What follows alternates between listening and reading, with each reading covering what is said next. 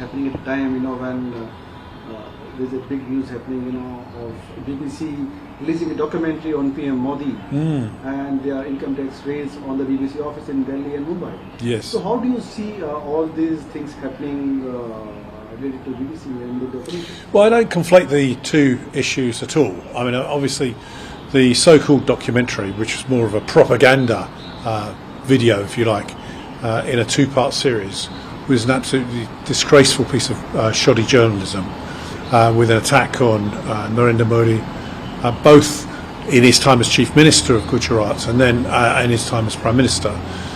Completely full of innuendo and slurs. It should never have been broadcast by the BBC. And of course, because the BBC has a worldwide reputation, people think, oh my goodness, this must be true.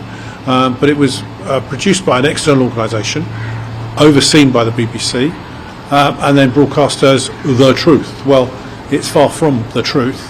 I mean, it dismissed, for a start, it actually didn't look in detail at the causes for the Gujarat riots 20 years ago, and it certainly didn't look at the all-important fact that the Supreme Court had thoroughly investigated all the claims against Narendra Modi and found there not a shred of evidence to support them. So, the reality was that Narendra Modi, as Chief Minister, had done his best to try and appeal for calm. He looked to additional police resources, not only within Gujarat but beyond, and eventually had to call in the army to help quell the riots. They showed film of him making appeals for calm and encouraging people to not to riot. Yet the slurs that were given were outrageous. And then, of course, put a whole series of different montages together with different people whose I don't know all the people involved, but it was clearly they all had an axe to grind against Narendra Modi. Now, the issue around the review of the BBC's tax affairs, I understand, is nothing new. This has been going on for quite some time, and obviously there have been discussions between the Inland Revenue here, the income tax authorities here, and the BBC. Obviously, this is a survey where the income tax authorities have looked to gather the evidence to establish if the BBC is doing anything wrong.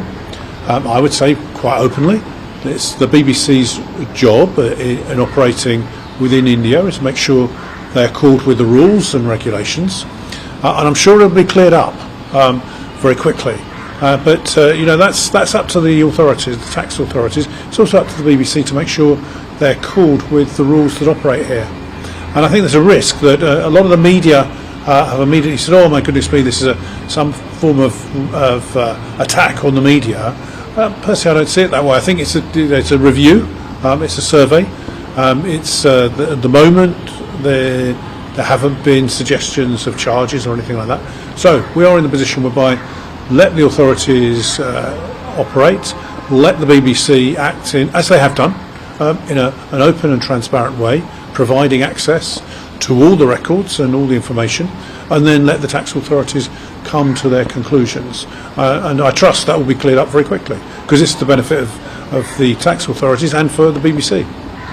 You call this documentary as a propaganda video by BBC. So do you believe that this is an editorial choice of some of the people in BBC, or is it the policy of the British government? Let's be very clear.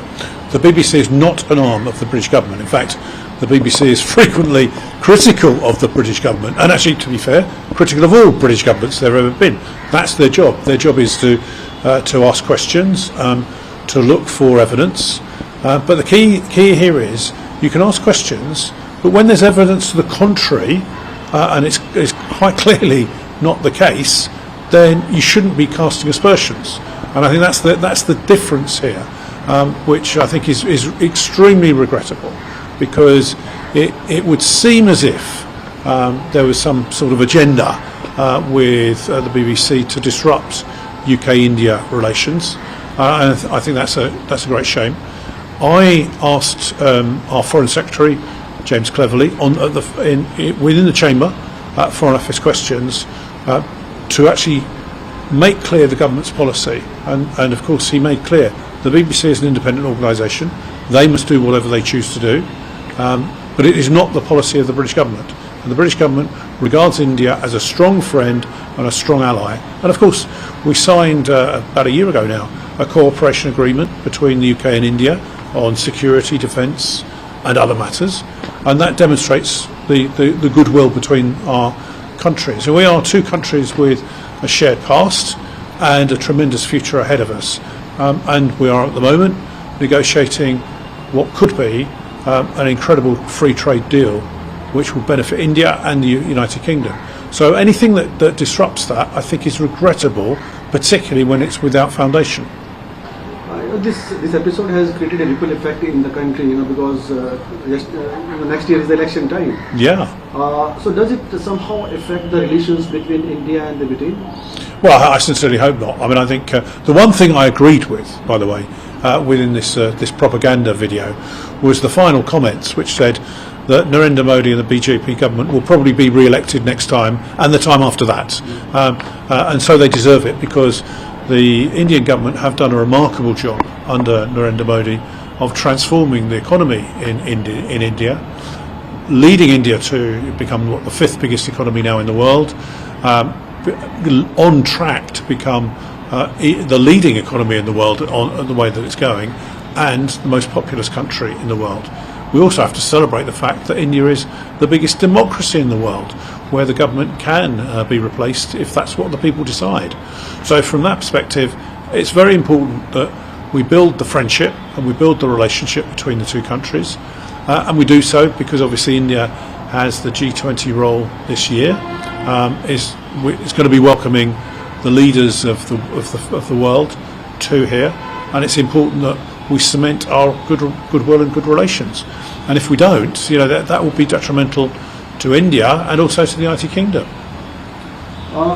Let's talk about the other things. Like in Britain, we have seen anti-Hindu sentiments growing up. Especially among the Islamists and the Khalistanis. Who are holding the stronghold in cities like London, and there was an attack on temples in Leicester as well. Well, sorry, I've been in India for this week, so I haven't seen all the details of what's gone on. The reality is that what we have to do is to counter this narrative. In an area, I represent Harrow, and in our area we have people of every religion, of every. In fact, I can probably take you to someone from every country in the world who lives in my constituency. Every language is spoken, every religion is celebrated, and people live together in peace and harmony. And I wouldn't want it any other way. So that demonstrates that we can have a situation where people do cooperate together.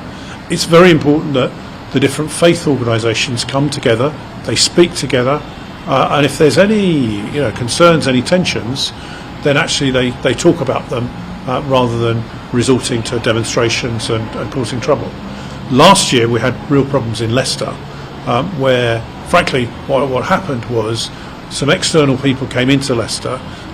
For the last 50 years or more, people have lived alongside each other in Leicester. Different Hindus, Muslims, Sikhs, Jains have lived alongside each other quite harmoniously. But there was false propaganda put about that a mosque had been attacked, and the Leicester police had to put a social media broadcast out to say this was not true.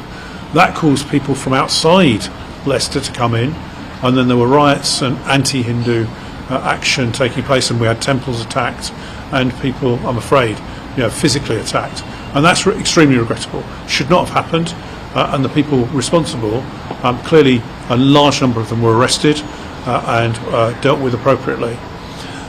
But the problem is that in different parts of the United Kingdom now, we're getting this feeling of dissension, and indeed, as you say, Islamist. Now, the 99.99% of the Muslim population within the UK are peaceful, peace-loving people.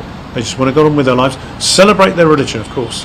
There's this very small minority that want to cause trouble. They become terrorists. They may groom others. They may encourage people to be radicalised, and we have to counter that very, very aptly. And I think one of the problems we're facing is how we deal with that. There's a very small Sikh population which are promoting Khalistan and Khalistani, not quite terrorism in the UK, but certainly disorder, and that has to be prevented as well. And we had recently, just the last week, we had a report published on the Prevent Review, which is aiming at preventing extremism, whether it's from the far right, from Islamists or Khalistanis, how we prevent that from happening.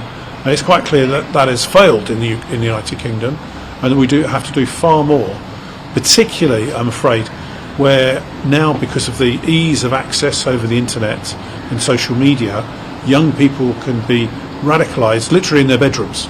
And of course they then become radicalised, and then they have hatred placed in their minds, and they hate people who could be their neighbours, just because of their religion or background. We have to counter that. I don't think we fully understand the extent of that going on, and we don't understand the reasons why people do become radicalised.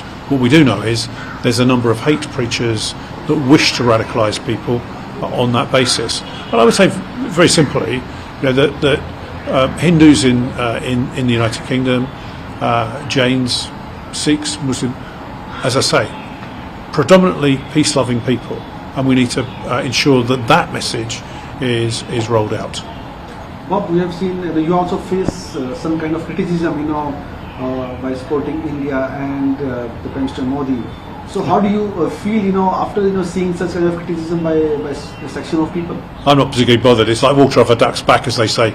As far as I'm concerned, I've been a supporter of overseas friends of BJP for a very long time. I regard BJP as the natural ally for the Conservative Party. Obviously, the Conservative Party in the United Kingdom, BJP over here, and it's that friendship and it's that support that we value.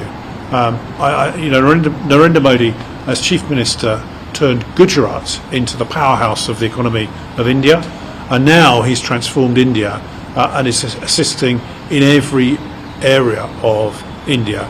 So he's done a remarkably good job, as has the government. What we need now to do is obviously build on that friendship and utilise some of the opportunities that we've got to have that free trade deal, and then enhance our trade between the two countries. We already know, for example, the trade deal between India and the UAE has improved trade, 90% or something incredibly, in less than a year. We hope to do the same thing with a free trade deal with India. So when people criticise me, I say, well, what's your alternative? Who do you back, and why do you back them? And I do speak up in the United Kingdom Parliament on behalf of my constituents, many of whom are of Indian origin, some 37% of Indian origin, and therefore it's absolutely right that people think about where they originally came from or where their families originally came from. We're now on the fourth generation of people in the United Kingdom, but they still have a love of India, and so they should. How do you see the bilateral relations between India and Britain, in the coming years? As you have a new Prime Minister out there. Yeah, well, of course, we have the first Hindu Prime Minister in the United Kingdom. First, obviously of Indian origin. We also have had the first female Prime Minister, but we didn't stop there, because remember, we had the first Hindu Chancellor, first Hindu Home Secretary, the first Hindu Environment Secretary, effectively, and indeed have led the world. We had, of course, a prominent Muslim as Chancellor, Health Secretary, and a number of other jobs in government. So, in the United Kingdom, we believe very firmly, and certainly in the Conservative Party, in promoting people on their abilities and their capabilities. So, from that perspective, it's a bright future. Now, as we reach out to our friends across the Commonwealth, one of the issues that is very, very clear is that when we left the European Union, we wanted to reunite with our Commonwealth partners, which in many ways we turned our back on our Commonwealth partners, be it India, Canada, Australia, New Zealand, South Africa, and other countries around, and the West Indies, and right across the world. And now we're reuniting with those countries. And it's very important that we do so on a trade basis, but it's not just trade. It's security, it's cooperation, it's in ensuring that we come together in a like-minded fashion. And I think because we have this historical links, and obviously, we're no longer a colonialist empire, but we have those links, that there is an understanding of how all countries operate, and an affection, I think, for the United Kingdom. We have a great advantage in. We had the very sad death of Queen Elizabeth II, but now we have King Charles, and I think he's well known throughout the Commonwealth and will be a first-class figurehead to take us forward. And I think he will be respected not only in India but in other countries as well. So part and parcel of this is how we grow together and have the opportunities together. Now there will be sticking points, and there'll be points on which we need to discuss and agree. But that's fine. I mean, friends do have that. They have agreements, but the difference is that friends sit down at the table and discuss it and then reach a conclusion. One question is about a global threat which is emerging because of the rise of extremism and terrorism. Especially emanating from Afghanistan and Pakistan. So how do you see this kind of threat affecting the global peace? Well, I mean, obviously, the people that foster terrorism or state-sponsored terrorism is fundamentally wrong, and we've got to counter that for all we can. My personal view is that it was a mistake to withdraw from Afghanistan in the way that we did. Obviously, the Americans made the key decision to withdraw their troops, and that meant that we had to follow, because we would not be in a position to carry out the duties there by ourselves. So that to me was a mistake, because we've seen once again the Taliban take over, and gradually and slowly we've seen the Taliban extinguish women's rights that were hard fought and hard won, and I think that's a really retrograde step that's taken place in Afghanistan. We do know, of course, obviously, that Afghanistan, Pakistan is part and parcel of the drug trade, the illegal drug trade that takes place, and we need to counter that as well. In Pakistan, I'm afraid their economy is shot to pieces, and I think my message for them is that look, you've got to listen to what the IMF is advising you to do. You've got to bring your economy into shape. You can't just go appealing to the world for money and support, but you must put things right. And the first duty then is to say, look, where you've got terrorist bases, particularly in the illegally occupied part of Kashmir, have those terrorist bases dismantled, and then restore peace. Thank you very much. Thank you.